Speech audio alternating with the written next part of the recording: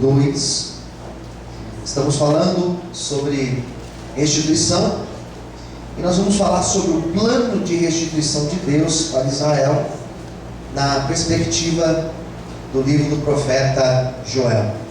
É o que nós vamos falar nessa noite. Creio que Deus vai falar conosco.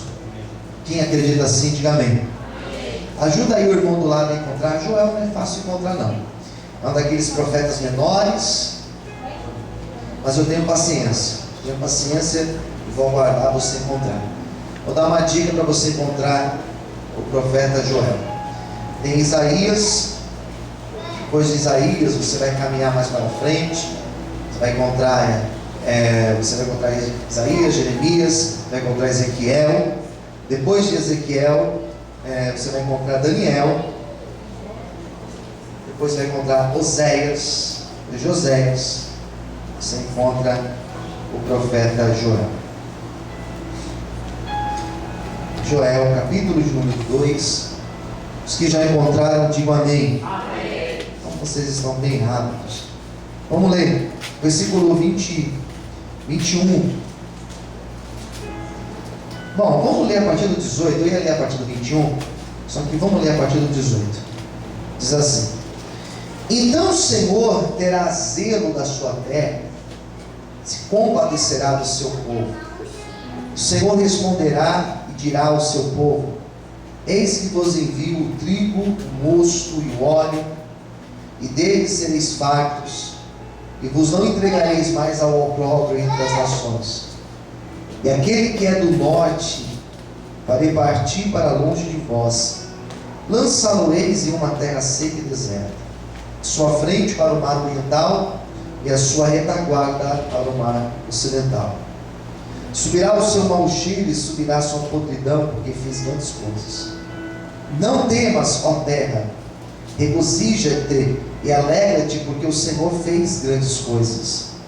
Não temais, animais do campo, porque os pastos dos desertos reverdecerão, porque o arvoredo dará o seu fruto, e a vide e a figueira darão a sua força.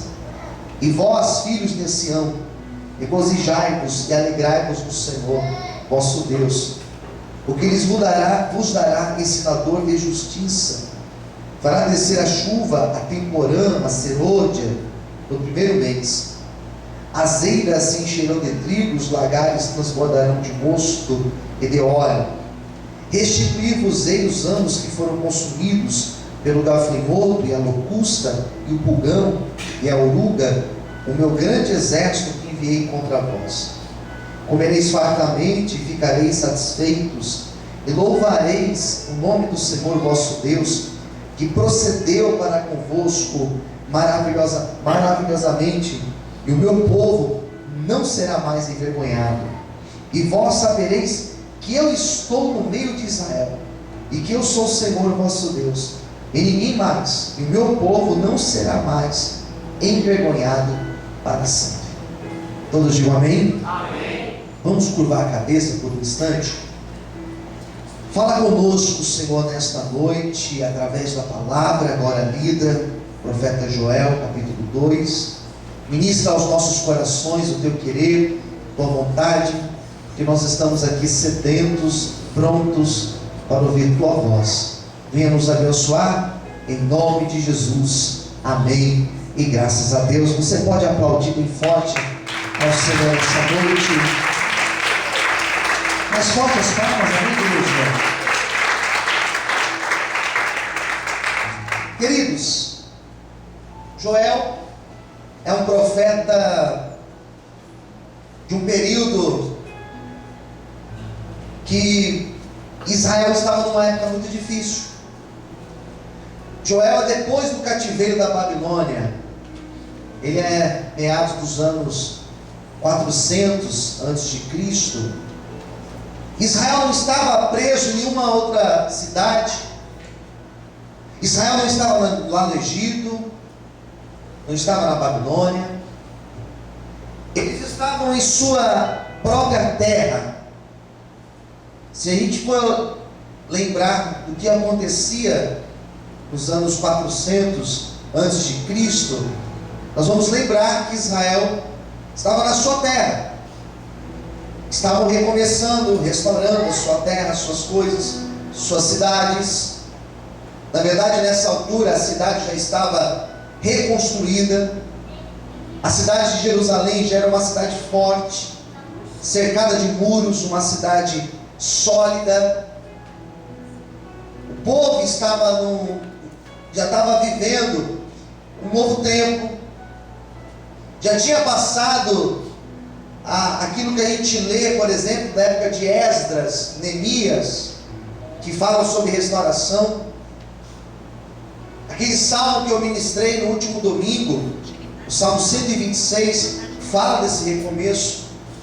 Mas Joel é de uma época pós esta época, ele já é de uma outra época, 400 anos antes de Cristo. Vale lembrar, preste atenção por favor, vale lembrar que Israel fica 70 anos dentro do cativeiro, depois eles voltam para reconstruir, e é justamente esse período, depois da reconstrução, que Joel aparece na história. O povo estava pobre nesta época. E por que o povo estava pobre? Na época de Joel, quem dominava Israel era o império chamado Império Persa. E esses persas, eles estavam em Israel, eles cobravam impostos, e muitos impostos, e toda a população que vivia da agricultura empobrecia por conta dessas cargas tributárias altíssimas. Então a época de Joel é uma época onde existia tanto a exploração como muita injustiça. Não só isso, muitos dos moradores de Israel, muitos habitantes de Israel eram vendidos como escravos. Então era uma época muito dura, a época do profeta Joel. E agora Deus levanta esse profeta para trazer uma palavra de esperança. Quem está entendendo, diga amém. Uma palavra de recomeço, uma palavra de renovo. E Deus se apresenta na época de Joel como um Deus que não compactua com a injustiça, como um Deus que não está no lado dos poderosos que abusam, mas Deus, ele toma partido, Deus, ele toma lado. E do lado de quem Deus se posiciona? Deus se posiciona no lado do fraco, do pobre, do oprimido, daquele que estava sofrendo. Deus estava no lado do sofredor. E é isso que Joel vai dizer, que Deus estava se posicionando ao lado daquele que estava sofrendo. E nesta noite eu gostaria de dar essa palavra de esperança para você. Deus, ele está ao lado daquele que sofre, ao lado daquele que talvez tenha sido oprimido, ao lado talvez daquele que tem passado por exploração. Deus, ele está tomando partido nessa noite. Deus está ao nosso lado, amém? Quantos podem aplaudir e glorificar ao Senhor nessa noite? Aleluia! Então, este é o cenário político e econômico da época de Joel. Mas não para por aí a história. A história vai dizer que naquela época uma peste de gafanhotos invade o território de Israel. Uma peste de gafanhotos. Um grande exército, diz a Bíblia. E eles começam a destruir tudo que vocês podem imaginar de plantação. As ervas, começa a destruir toda a vegetação, as tâmaras, as oliveiras, começa a destruir as figueiras, todas as plantações, todas aquelas árvores que existiam lá em Israel, elas começam a ser consumidas pelos gafanhotos. Tente imaginar uma sociedade que vive à base da agricultura, Tenta imaginar uma peste de gafanhotos destruindo tudo. Tenta imaginar. Nós conseguimos ter noção quando nós sofremos as secas. Quando tem muita seca, o que acontece com o preço dos alimentos? Eles ficam mais caros. Fica difícil. Nós estamos agora vivendo o inverso disso. Excesso de chuva. E os alimentos também estão caros, por causa do excesso da chuva. Essa época aqui não tinha nada. Eles estavam passando fome. Quem entendeu, diga amém. Eles estavam em miséria. O povo não plantava, não tinha como plantar, porque a peste de gafanhotos, tudo que crescia, eles consumiam. E Deus agora usa o profeta para dizer: fui eu que enviei este exército contra vocês. Fui eu que trouxe esta fome, esta miséria, esse estado lastimável. Fui eu que trouxe sobre vocês. Por que Deus trouxe? Por que Deus permitiu? Por que Deus trouxe essa peste de gafanhotos? Já não bastavam os persas, já não bastavam os impostos, agora nós não temos nem o que comer, porque tudo que nós plantamos, os gafanhotos, locustas, tudo destrói, consome tudo. Por que Deus permite isso? E a história do livro de Joel, depois você pode ler, vai dizer que esse povo precisava se posicionar na presença de Deus. E Deus nessa noite, Ele não nos deu essa palavra por acaso. Deus nessa noite não nos deu essa palavra simplesmente por nos dar. Eu sei que nesta noite Deus já está falando ao meu coração e ao coração de cada um dos irmãos e das irmãs aqui presentes. Não conheço a miséria, a luta, a dor, o opróbrio que você tem passado, mas Deus levanta o profeta Joel, e Joel convoca os sacerdotes, os levitas, e Joel fala: é tempo de nós promovermos o jejum aqui, é tempo de nós promovermos a oração aqui, e é tempo de nós nos arrependermos do nosso pecado, para que Deus traga um tempo de restauração sobre a nossa terra. E nessa noite a palavra é a mesma para mim e para você. Deus nessa noite, Ele quer jejum. Deus nessa noite, Ele quer oração. E Deus nessa noite, Ele quer principalmente arrependimento, para que Ele possa trazer um tempo de cura, um tempo de restauração e um tempo de mudança sobre a tua vida. Quem está entendendo a palavra de Deus hoje? Quem está entendendo o que Deus está falando? Adore e exalte ao Senhor nessa noite. Aleluia.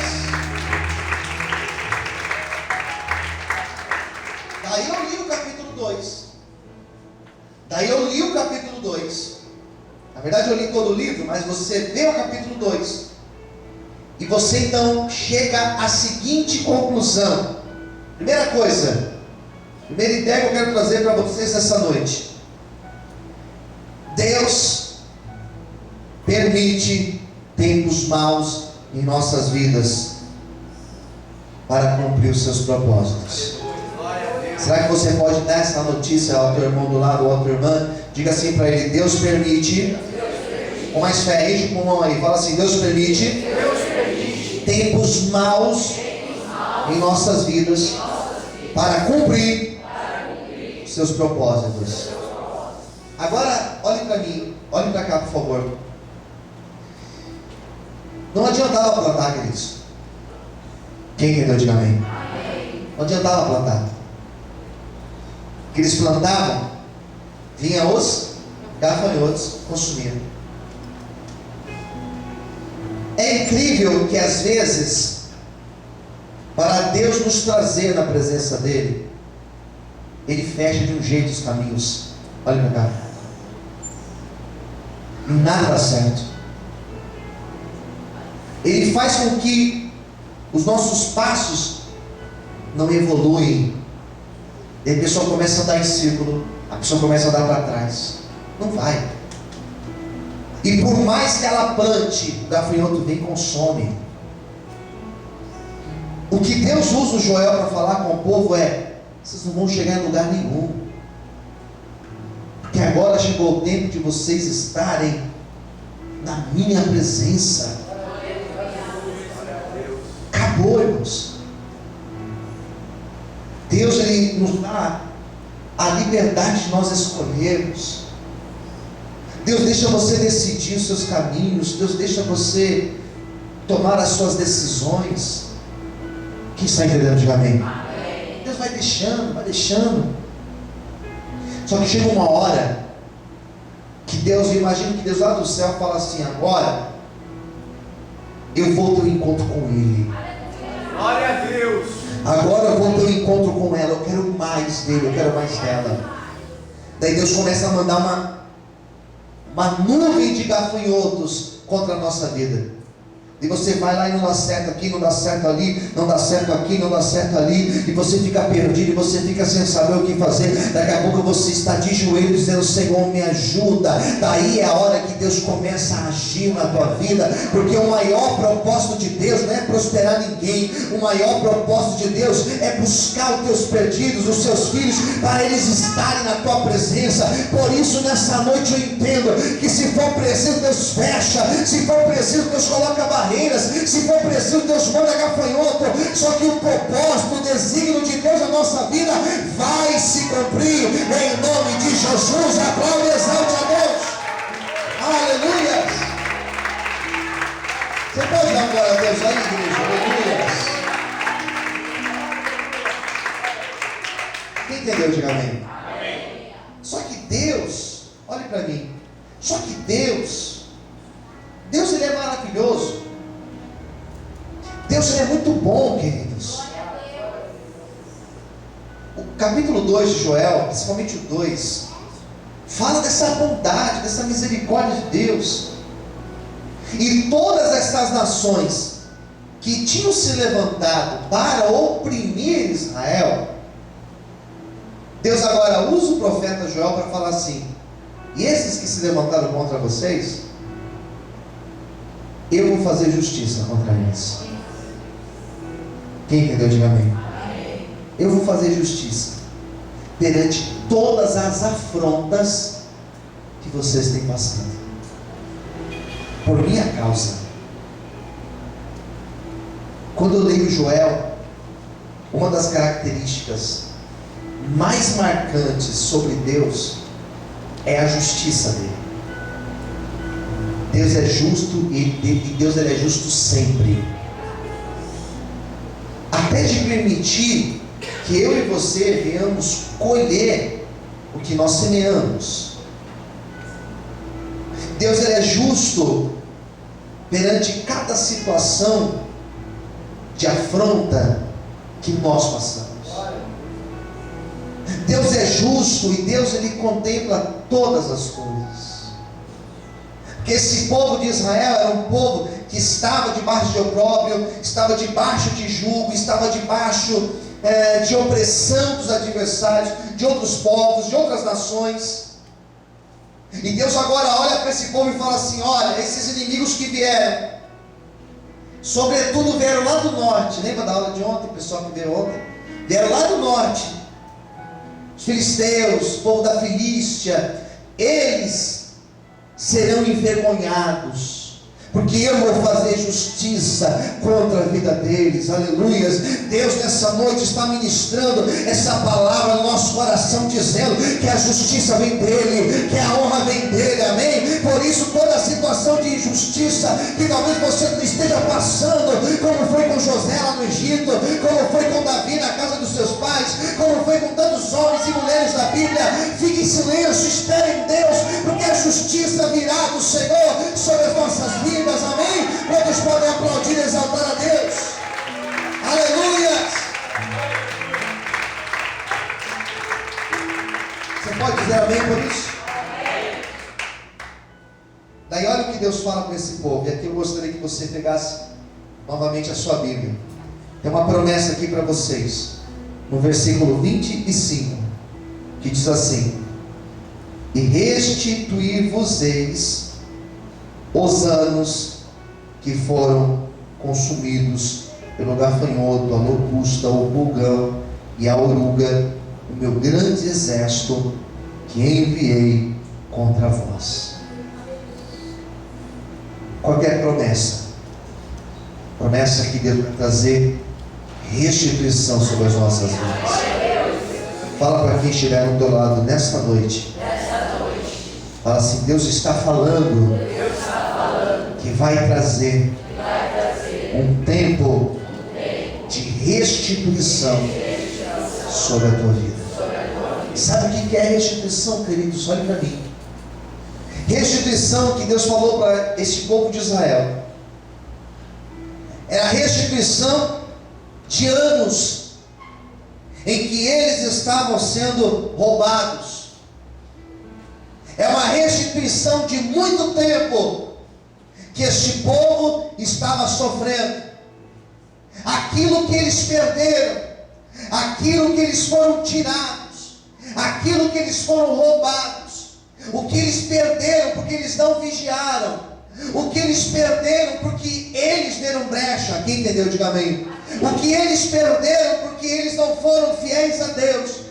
Sobre estas coisas, Deus estava dizendo: aquilo que vocês perderam, porque vocês não andaram na minha presença, se hoje vocês se posicionarem, eu sou Deus para restituir tudo aquilo que vocês perderam. E tem mais, aquilo em que vocês foram roubados, aquilo que roubaram de vocês, aquilo que exploraram de vocês, aquilo que tiraram de vocês, eu também sou Deus poderoso para trazer de volta e restituir tudo aquilo que vocês perderam. Por isso, nesta noite, como profeta de Deus, eu quero liberar esta palavra sobre a tua vida. O que Deus está preparando, o que Deus está preparando para você, não se compara com aquilo que você foi roubado. Meu Deus, tem gente que não crê, mas se você quer, levanta sua mão ao céu, fecha os olhos só por 1 minuto de relógio. Aquilo que você foi roubado, aquilo que você perdeu, aquilo que foi tirado, Deus vai restituir, Deus vai trazer de volta. Deus assina hoje restituição sobre a tua vida, em nome de Jesus. Só quem crê, bate palma e adora o Senhor nessa noite. Aleluia! O que eu perdi e o que eu fui roubado, Deus vai restituir. Diga assim: aquilo que eu perdi, aquilo que eu fui roubado, diga assim: Deus vai restituir. Quem crê, diga amém. Amém. Que coisas que eles tinham perdido era porque eles tinham dado brecha. Perdeu. Só que Deus, Ele é bom, queridos. Deus fala assim: vou trazer de volta. E o que eles foram roubados, Deus também falou: vou trazer de volta. Existe um tempo de restituição, começando exatamente hoje na tua vida. Quem toma posse dessa palavra, diga amém. Em nome de Jesus, levanta assim a tua mão para o céu. Sabe valores que você perdeu, que você foi roubado? Sabe portas que fecharam na tua vida? Sabe oportunidades que passaram pela tua vida e você perdeu? O Senhor começa hoje a restituir. Existe um novo tempo de Deus chegando sobre a tua vida hoje. Receba, toma posse em nome de Jesus. Será que você pode aplaudir e adorar o Senhor bem forte? Aleluia. Glória a Deus. Daí alguém perguntou: como será esse tempo? Deus falou que vai restituir, mas como será esse tempo de restituição que Deus está trazendo, promovendo nas nossas vidas? Sabe como será? Aí no versículo 26 fala como será: e comereis fartamente, e ficareis satisfeitos. Comereis fartamente, ficareis satisfeitos, e louvarei o nome do Senhor vosso Deus, que procedeu para convosco maravilhosamente. Tem mais: meu povo não será mais envergonhado. Glória a Deus. Aleluia.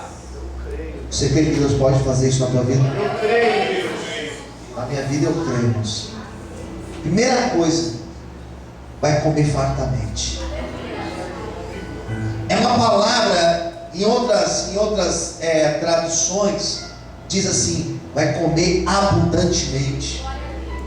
E eu gosto dessa palavra abundante, porque a palavra abundante fala de transbordar.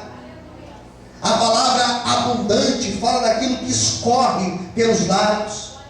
A palavra abundante é você abrir o seu guarda-roupa, por exemplo, e você olhar no seu guarda-roupa e você vê lá um monte de roupa, e você fala assim, eu nem sei que roupa que eu uso hoje, nem sei que camisa eu ponho hoje, porque eu tenho abundância. Abundância é isso. Abundância é você abrir o armário da sua casa e você ver tudo aquilo que você precisa, que você gostaria que tivesse lá dentro. É você abrir a geladeira da tua casa e você ver lá tudo aquilo que você gostaria que tivesse lá dentro. Isso se chama abundância. E essa abundância, ela é para todas as áreas da nossa vida. Deus vai trazer um tempo de abundância, onde a tua mão direita vai transbordar, onde a tua mão esquerda vai transbordar, e até as pessoas que estiverem ao teu lado, elas serão abençoadas pela tua vida. Israel estava em seca, Israel estava em miséria, existia uma peste de gafanhoto, e Deus agora se levanta dizendo, chega de fome, chega de miséria, agora é tempo de abundância. Eu profetizo esse tempo sobre ti nessa noite. Quando pode aplaudir e exaltar, é o Senhor bem forte, aleluia. Glória a Deus. Aleluia. Daí completa assim, olha, e comereis e ficareis satisfeitos. Fala assim para quem estiver ao teu lado, você ficará satisfeito com aquilo que Deus fará na tua vida. Olha aqui para mim, por favor. Vou encerrar agora. Sabe o que é estar satisfeito? Você está contente com aquilo que você tem. Glória a Deus. Você conhece pessoas, você deve conhecer alguém que tem e não está satisfeito com o que tem. Conheço pessoas que têm tudo e não estão satisfeitas com o que têm, estão infelizes. O texto fala assim, vocês terão e vocês serão felizes com aquilo que vocês têm. Vai existir uma satisfação na vida de vocês. Você crê que recebe essa palavra? Diga amém. Daí o último versículo 27 fala assim, olha, e vós sabereis que eu estou no meio de Israel, e que eu sou o Senhor, o vosso Deus, e ninguém mais, e o meu povo não será envergonhado para sempre. Não sei se você prestou atenção, é a última coisa que eu vou falar e vou orar por você. Não sei se você prestou atenção, mas o versículo 26 e o versículo 27, eles encerram do mesmo jeito. Não sei se você prestou atenção nesse detalhe. Qual que é a frase que vai ser repetida? E o meu povo não será envergonhado. Percebe que o 26 e o 27 falam a mesma coisa no final. E o meu povo não será envergonhado. Repita assim comigo, o meu povo. Mais forte, diga, o meu povo não será envergonhado. E o 27 tem um detalhe a mais, um detalhezinho a mais. O 27 fala assim, não será envergonhado para sempre. O 26 não deu para sempre, o 27 tem. Eu aprendi algo na Bíblia. Estudando a Bíblia eu aprendi que quando você está lendo um texto, fazendo a leitura minuciosa do texto, e você tem uma repetição de termos ou de ideias em um curto trecho, significa que essa informação é uma informação que você tem que grifar, porque ela é importante, ela é essencial dentro do texto. De tudo que eu ministrei nesta noite para vocês, o que foi repetido aqui? Essa última ideia: meu povo não será envergonhado. Quem está entendendo, diga amém. Então essa informação que eu estou passando para vocês, ela é importante. Ela talvez seja a mais importante da minha pregação de hoje. Quando Deus levanta o profeta Joel no meio daquela multidão de gente, dizendo: e olha, nós não seremos mais envergonhados. Não vai ter ninguém que vai botar a banca em cima. Não vai ter ninguém que vai olhar para você e vai zombar da tua condição. Não vai ter ninguém que vai envergonhar você. Porque Deus, Ele está tirando toda a vergonha. E é para sempre. Amém, queridos? Porque aquilo que Deus faz não é temporário. Deus faz, Ele faz para durar. Nessa noite, Deus está liberando esta palavra sobre a tua vida.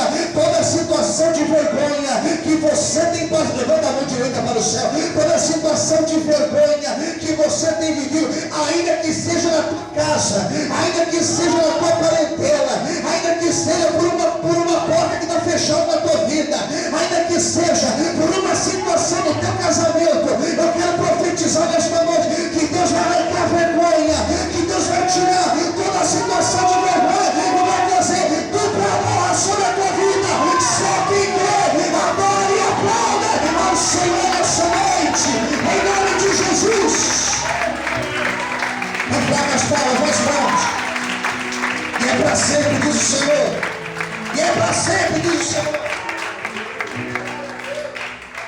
Quem está entendendo, diga amém. Foi isso que Deus falou com Joel. Foi essa palavra que Ele trouxe ao povo. E é nessa fé que nós vamos caminhar a partir de hoje. Como Deus falou com Joel, como Deus falou com esse povo, Deus está falando comigo e com você nessa noite. E o meu povo não será mais envergonhado. Encerrando a pregação, fique em pé, por favor. E olhe para mim, por favor. Levanta suas mãos para o céu. Deus, de uma forma bem clara, permaneça com a mão erguida. De uma forma bem clara, Deus traçou um plano de restituição para aquele povo, onde os gafanhotos seriam arrancados, onde a opressão inimiga seria arrancada, e onde toda maldição de gafanhotos seriam arrancadas do povo. Deus, nessa noite Ele arranca toda a situação de vergonha da tua vida, toda a opressão da tua vida. Ele traz um tempo de restituição. Por isso você vai fechar os teus olhos agora, em nome de Jesus. Você vai receber esta palavra sobre a tua vida agora. Você vai fechar os teus olhos. Você vai começar a orar nesse momento. Você vai começar a clamar a Deus nesse momento. Joel falou: a única coisa que Deus exige de nós é a oração, é o jejum. A única coisa que Deus está exigindo de nós é a oração, é o jejum, é a